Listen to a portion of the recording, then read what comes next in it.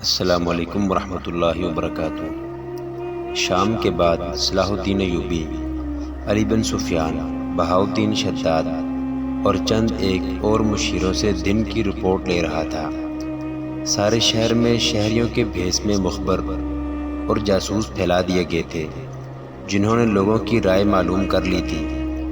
علی بن سفیان نے سلطان ایوبی کو بتایا کہ کہیں سے بھی اسے ایسی اطلاع نہیں ملی جہاں کسی نے یہ کہا ہو کہ خطبے میں خلیفہ کا نام نہیں لیا گیا تھا۔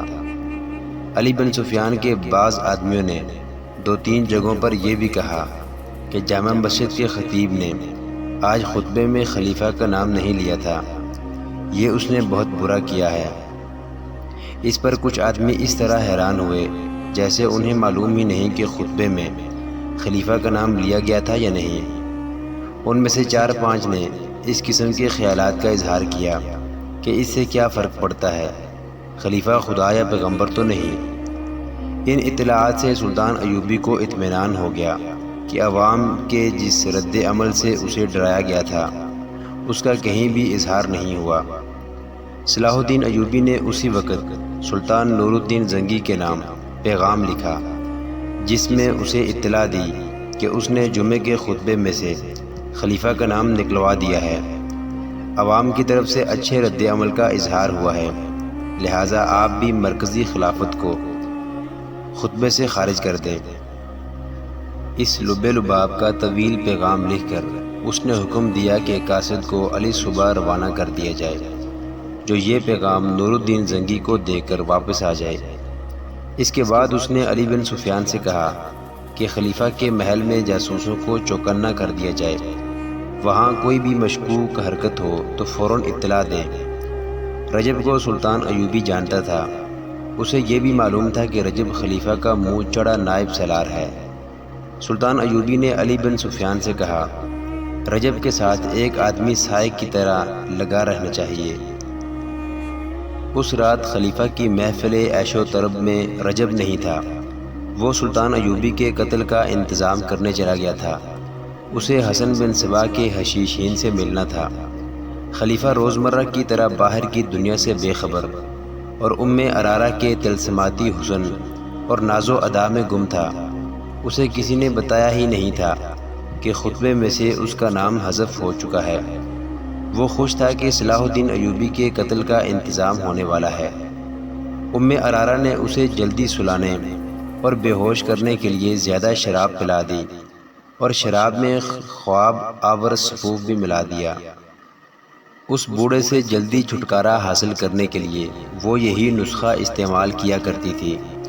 اسے سلا کر اور قندیلیں بجھا کر وہ کمرے سے نکل گئی۔ وہ اپنے مخصوص کمرے کی طرف جا رہی تھی جس میں رجب رات کو چوری چھپے اس کے پاس آیا کرتا تھا۔ وہ کمرے میں داخل ہوئی ہی تھی کہ کواڑوں کے پیچھے سے کسی نے اس پر کمبل پھینکا۔ اس کی آواز بھی نہ نکلنے پائی تھی کہ اس کے منہ پر جہاں پہلے ہی کمبل لپٹ گیا تھا ایک اور کپڑا باندھ دیا گیا۔ اسے کسی نے کندھوں پر ڈال لیا اور کمرے سے نکل گیا۔ یہ 2 آدمی تھے۔ وہ محل کی بھول بھلائیوں اور چور راستوں سے واقف معلوم ہوتے تھے۔ وہ اندھیری سیڑھیوں پر چڑھ گئے، اوپر سے انہوں نے رسا باندھ کر نیچے لٹکایا۔ لڑکی کو کندھوں پر ڈالے ہوئے وہ آدمی رسے سے نیچے اتر گیا، اس کے پیچھے دوسرا اترا اور دونوں اندھیرے میں غائب ہو گئے۔ کچھ دور 4 گھوڑے کھڑے تھے اور ان کے پاس 2 آدمی بیٹھے ہوئے تھے۔ انہوں نے اپنے ساتھیوں کو اندھیرے میں آتے دیکھا اور یہ بھی دیکھ لیا کہ ایک نے کندھے پر کچھ اٹھا رکھا ہے۔ وہ گھوڑوں کو آگے لے گئے، سب گھوڑوں پر سوار ہو گئے۔ ایک سوار نے لڑکی کو اپنے آگے ڈال لیا۔ ان میں سے کسی نے کہا، گھوڑوں کو ابھی دوڑانا نہیں، ٹاپو سارے شہر کو جگا دیں گے۔ گھوڑے آہستہ آہستہ چلتے گئے اور شہر سے نکل گئے۔ یہ صلاح الدین ایوبی کا کام ہے، یہ امیر مصر کے سوا ایسی جرت اور کوئی نہیں کر سکتا، اس کے سوا اور ہو ہی کون سکتا ہے۔ قصر خلافت میں یہی شور و غوغا بپا تھا کہ ارارہ کو صلاح الدین ایوبی نے اغوا کرایا ہے۔ رجب واپس آ گیا تھا، محل کے کونے کونے کی تلاشی لی جا چکی تھی۔ محافظ دستہ کمانداروں کے عتاب کا نشانہ بنا ہوا تھا۔ خود کماندار بھی سپاہیوں کی طرح تھر تھر کانپ رہے تھے۔ ایک لڑکی کا اغوا معمولی واردات نہیں تھی، اور لڑکی بھی ایسی جسے خلیفہ حرم کا ہیرا سمجھتا تھا۔ محل کے پچھواڑے ایک رسہ لٹک رہا تھا، زمین پر پاؤں کے نشان تھے جو تھوڑی دور جا کر گھوڑوں کے نشانات میں ختم ہو گئے تھے۔ ان سے یہ ثبوت مل گیا تھا کہ لڑکی کو رسے سے اتارا گیا ہے۔ اس شک کا اظہار بھی کیا گیا کہ لڑکی اپنی مرضی سے کسی کے ساتھ گئی ہے۔ خلیفہ نے اس شک کو مسترد کر دیا تھا۔ وہ کہتا تھا کہ ارارہ اس پر جان چھڑکتی تھی۔ یہ صلاح الدین ایوبی کا کام ہے۔ رجب نے العزت سے کہا، قصر خلافت میں ہر کسی کی زبان پر یہی الفاظ ہیں کہ اس کے سوا اور کوئی بھی ایسی جرت نہیں کر سکتا۔ ہر کسی کے کانوں میں یہ الفاظ رجب نہیں ڈالے تھے۔ اسے جو ہی ارارہ کی گمشدگی کی اطلاع ملی تھی، اس نے سارے محل میں گھوم پھر کر ہر کسی سے لڑکی کے متعلق پوچھا، اور ہر کسی سے کہا تھا یہ سلطان ایوبی کا کام ہے۔ قصر صدارت کے اعلیٰ حاکم سے ادنیٰ ملازم تک انہی الفاظ کو دہرائے چلے جا رہے تھے، اور جب یہ الفاظ خلیفہ العزت کے کانوں میں پڑے تو اس نے ذرہ بھر سوچنے کی ضرورت نہ سمجھی کہ یہ الزام بے بنیاد ہو سکتا ہے۔ اس کے کانوں میں یہ تو پہلے ہی ڈالا جا چکا تھا کہ سلطان ایوبی عورتوں کا شیدائی ہے۔ ارارہ نے اسے یہ بتایا تھا کہ صلاح الدین ایوبی حرم کی 4 لڑکیوں کو خراب کر چکا ہے۔ خلیفہ نے اسی وقت اپنے خصوصی قاصد کو بلایا اور اسے کہا کہ امیر مصر کے پاس جاؤ اور اسے کہو کہ پردے میں لڑکی واپس کر دو، میں کوئی کارروائی نہیں کروں گا۔ جس وقت خلیفہ قاصد کو یہ پیغام دے رہا تھا، اس وقت قاہرہ سے 10-12 میل دور 3 شتر سوار قاہرہ کی طرف خراما خراما آ رہے تھے۔ وہ مصر کی فوج کے گشتی سنتری تھے۔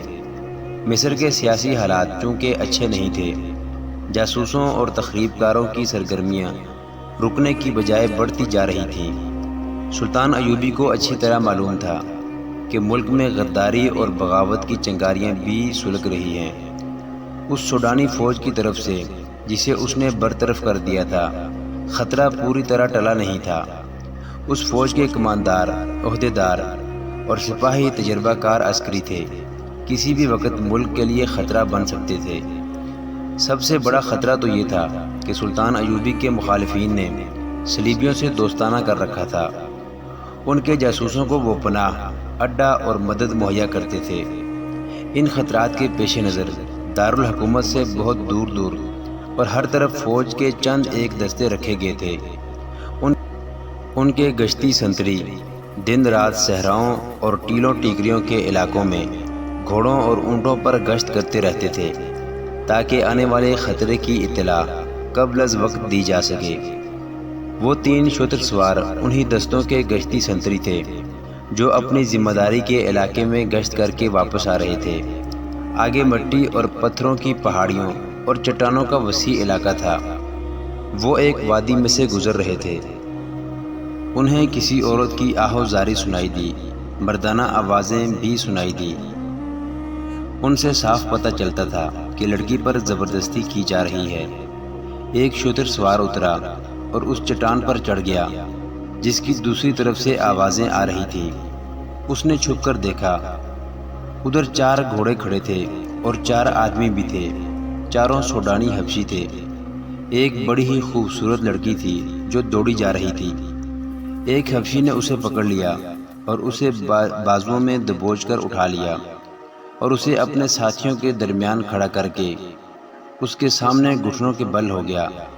اس نے اپنے سینے پر ہاتھ باندھ کر کہا، تم مقدس لڑکی ہو، اپنے آپ کو تکلیف میں ڈال کر ہمیں گناہگار نہ کرو، دیوتاؤں کا قہر ہمیں جلا ڈالے گا یا ہمیں پتھر بنا دے گا۔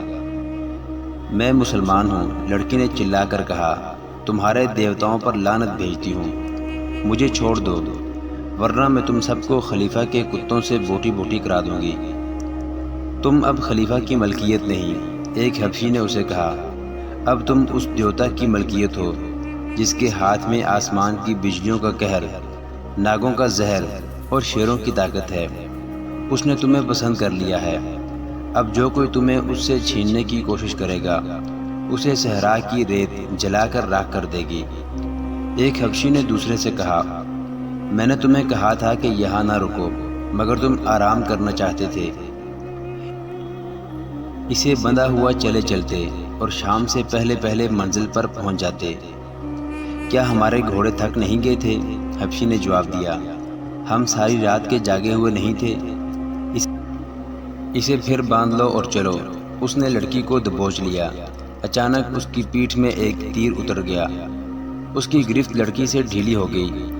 لڑکی اسے دھکا دے کر بھاگنے لگی تو دوسرے آدمی نے اسے پکڑ کر گھسیٹا اور گھوڑوں کی اوٹ میں ہو گیا۔ ایک اور تیر آیا جو ایک آدمی کی گردن میں لگا۔ وہ آدمی بری طرح تڑپنے لگا۔ جس آدمی نے لڑکی کو پکڑا تھا وہ گھوڑے کی باگ پکڑ کر لڑکی اور گھوڑے کو نشیبی جگہ لے گیا جو بالکل قریب تھی۔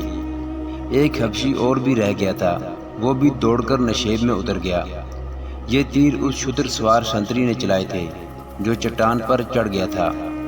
اس نے بعد میں جو بیان دیا اس میں اس نے کہا تھا کہ وہ دیوتاؤں کے نام سے ڈر گیا تھا، لیکن لڑکی نے جب یہ کہا کہ میں مسلمان ہوں اور میں دیوتاؤں پر لعنت بھیجتی ہوں تو سنتری کا ایمان بیدار ہو گیا۔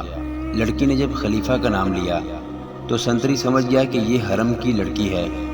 اس کا لباس، اس کی شکل و صورت اور اس کی ڈیل ڈول بتا رہی تھی کہ یہ معمولی درجے کی لڑکی نہیں، اسے اغوا کیا جا رہا ہے اور اسے سوڈان میں لے جا کر فروخت کیا جائے گا۔ سنتری کو یہ معلوم تھا کہ تھوڑے دنوں بعد سوڈانی حبشیوں کا ایک میلہ لگنے والا ہے جس میں لڑکیوں کی خرید و فروخت ہوتی ہے۔ فوج کو سلطان ایوبی نے یہ حکم دے رکھا تھا کہ عورت کی عزت کی حفاظت کی جائے گی۔ ایک عورت کی عزت کو بچانے کے لیے 1 درجن آدمیوں کے قتل کی بھی اجازت تھی۔ سنتری نے یہ ساری باتیں سامنے رکھ کر فیصلہ کر لیا کہ اس لڑکی کو بچانا ہے۔ اس نے 2 تیر چلائے اور 2 حبشی مار ڈالے۔ اس نے غلطی یہ کی کہ باقی 2 حبشیوں کو پکڑنے کے لیے نیچے اتر آیا، اپنے اونٹ پر سوار ہوا، اپنے ساتھیوں کو بتایا کہ برداشت فروشوں کا تعاقب کرنا ہے۔ وہ تینوں اونٹوں کو دوڑاتے دوسری طرف گئے، مگر انہیں چٹان کا چکر کاٹ کر جانا پڑا۔ اس نے یہ بھی نہ سوچا کہ اونٹ گھوڑے کا تعاقب کر سکتا ہے یا نہیں۔ ان تینوں میں سے تیر کمان صرف اسی سنتری کے پاس تھا، باقی 2 کے پاس برچھیاں اور تلواریں تھیں۔ وہ اس جگہ پہنچے جہاں لڑکی اور حبشیوں کو دیکھا گیا تھا تو وہاں 2 لاشوں کے سوا کچھ بھی نہ تھا۔ سوڈانی حبشی لڑکی کو بھی لے گئے تھے اور اپنے مرے ہوئے ساتھیوں کے گھوڑوں کو بھی۔ شتر سواروں نے تعاقب میں اونٹ دوڑائے، لیکن وہ ٹیلوں اور چٹانوں کا علاقہ تھا، راستہ گھومتا اور مڑتا تھا۔ انہیں بھاگتے گھوڑوں کے ٹاپو سنائی دے رہے تھے جو دور ہٹتے گئے اور خاموش ہو گئے۔ شتر سواروں نے دونوں لاشیں اونٹوں پر لادی اور واپس آ گئے۔ انہیں معلوم تھا کہ یہ لاشیں کس کی ہیں، یہ عام قسم کے بردہ فروشوں کی بھی ہو سکتی تھی۔ انہیں اٹھا لانا ضروری نہ تھا، لیکن لڑکی خلیفہ کی معلوم ہوتی تھی، اس لیے لاشیں اٹھانا ضروری سمجھا گیا تاکہ یہ معلوم ہو سکے کہ اغوا کرنے والے کون ہیں۔ صلاح الدین ایوبی پریشانی اور غصے کے عالم میں ٹہل رہا تھا۔ کمرے میں اس کے مشیر اور معتمد بیٹھے تھے، یہ اس کے دوست بھی تھے، وہ سر جھکائے بیٹھے تھے۔ سلطان ایوبی اپنے آپ کو ہمیشہ قابو میں رکھتا تھا، وہ کبھی جذباتی نہیں ہوا تھا، غصہ پی جایا کرتا تھا اور ذہن کو پوری طرح قابو میں رکھ کر سوچا اور فیصلہ کیا کرتا تھا۔ ایسے حالات نے بھی اسے آزمایا تھا جن میں جابر جنگجو بھی ہتھیار ڈال دیا کرتے ہیں۔ وہ محاصروں میں بھی لڑا تھا اور اس حال میں بھی محاصرے میں رہا تھا کہ اس کے سپاہیوں کے حوصلے ٹوٹ گئے تھے۔ قلعے میں کھانے پینے کے لیے بھی کچھ نہ رہا تھا اور سپاہیوں کے ترکش بھی خالی ہو گئے تھے۔ اس کے سپاہی اس انتظار میں تھے کہ وہ ہتھیار ڈال کر انہیں اس اذیت اور موت سے بچا لے گا، لیکن سلطان ایوبی نے صرف اپنا حوصلہ ہی مضبوط نہ رکھا بلکہ سپاہیوں میں بھی نئی روح پھونک دی۔ مگر اس روز سلطان ایوبی کو اپنے اوپر قابو نہیں رہا تھا، چہرے پر غصہ بھی تھا، گھبراہٹ بھی۔ یہی وجہ تھی کہ سب خاموش بیٹھے تھے۔ آج پہلی بار میرا دماغ میرا ساتھ چھوڑ گیا ہے، اس نے کہا۔ کیا یہ ممکن نہیں کہ آپ خلیفہ کے اس پیغام کو نظر انداز کر دیں؟ اس کے نائب سالار الناصر نے کہا۔ میں اسی کوشش میں مصروف ہوں، سلطان ایوبی نے کہا، لیکن الزام کی نوعیت دیکھو جو مجھ پر عائد کیا گیا ہے۔ میں نے اس کے حرم کی ایک لڑکی کو اغوا کیا ہے۔ استغفر اللہ، اللہ مجھے معاف کرے۔ اس نے میری توہین میں کوئی کسر نہیں چھوڑی، پیغام بلکہ دھمکی قاصد کی زبانی بھیجی ہے۔ وہ مجھے بلا لیتا، میرے ساتھ براہ راست بات کرتا، میں پھر بھی یہی مشورہ دوں گا کہ آپ اپنے آپ کو ٹھنڈا کیجیے۔ بہاؤالدین شداد نے کہا، میں سوچ یہ رہا ہوں، کیا واقعی حرم سے کوئی لڑکی اغوا ہوئی ہے؟ سلطان ایوبی نے کہا، یہ جھوٹ معلوم ہوتا ہے، اسے پتہ چل گیا ہوگا کہ میں نے خطبے میں سے اس کا نام نکلوا دیا ہے۔ اس کے جواب میں اس نے مجھ پر یہ الزام لگا کر کہ میں نے اس کے حرم کی ایک لڑکی اغوا کرائی ہے، انتقام لینے کی کوشش کی ہے۔ سلطان ایوبی نے عیسیٰ الحقاری فقیہ سے کہا، ایک حکم نامہ مصر کی تمام مسجدوں کے نام جاری کر دو کہ آئندہ کسی مسجد میں خطبے میں خلیفہ کا ذکر نہیں کیا جائے گا۔ آپ اس کے ہاں چلے جائیں اور اس سے بات کریں۔ الناصر نے کہا، اسے صاف الفاظ میں بتا دیں کہ خلیفہ قوم کی عزت کا نشان ہوتا ہے، لیکن اس کا حکم میں نہیں سن سکتا، خصوصاً اس صورتحال میں جب حالات جنگی ہیں اور دشمن کا خطرہ باہر سے بھی ہے اور اندر سے بھی موجود ہے۔ میں تو یہاں تک مشورہ دوں گا کہ اس کے محافظ دستے کی نفری کم کر دیں، سوڈانی حبشیوں کی جگہ مصری دستہ رکھیں اور اس کے محل کے اخراجات کم کریں۔ میں اس کے نتائج سے آگاہ ہوں، ہمیں مقابلہ کرنا ہی پڑے گا، ہمیں اللہ پر بھروسہ رکھنا چاہیے۔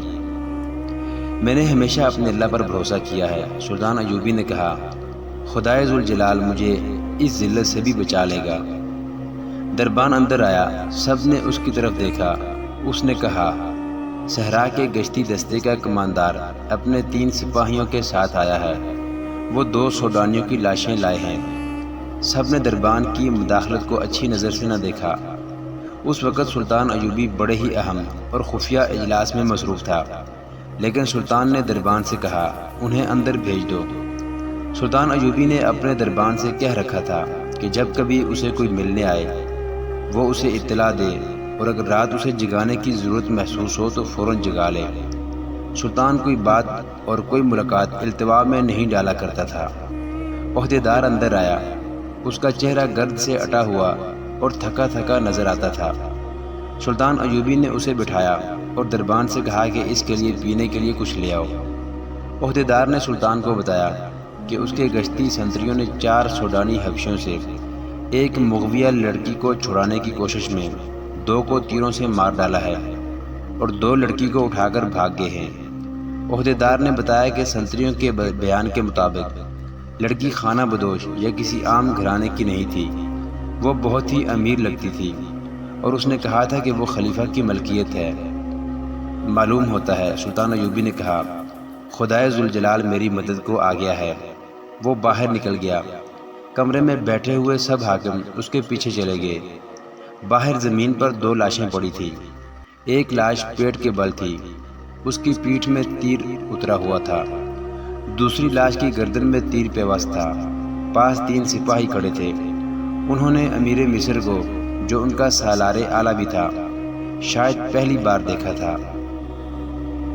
وہ فوجی انداز سے سلام کر کے پرے ہٹ گئے۔ سلطان ایوبی نے ان کے سلام کا صرف جواب ہی نہیں دیا بلکہ ان سے ہاتھ ملایا اور کہا، یہ شکار کہاں سے مار لائے ہو مومنو؟ اس سنتری نے جس نے چٹان سے تیر چلا کر 2 آدمیوں کو مارا تھا، سلطان ایوبی کو سارا واقعہ پوری تفصیل سے سنا دیا۔ کیا یہ ممکن ہو سکتا ہے کہ وہ لڑکی خلیفہ کی ہی داشتہ ہو؟ سلطان ایوبی نے اپنے مشیروں سے پوچھا۔ معلوم یہی ہوتا ہے، علی بن سفیان نے کہا۔ ان کے خنجر دیکھے۔ اس نے 2 خنجر سلطان ایوبی کو دکھائے۔ جس وقت سپاہی واقعہ سنا رہا تھا، علی بن سفیان لاشوں کی تلاشی لے رہا تھا۔ انہوں نے سوڈان کا قبائلی لباس پہن رکھا تھا۔ کپڑوں کے اندر ان کے کمر بند تھے، جن کے ساتھ ایک ایک خنجر تھا۔ یہ خلیفہ کے حفاظتی دستے کے خاص ساخت کے خنجر تھے۔ ان کے دستوں پر قصر خلافت کی مہریں لگی ہوئی تھی۔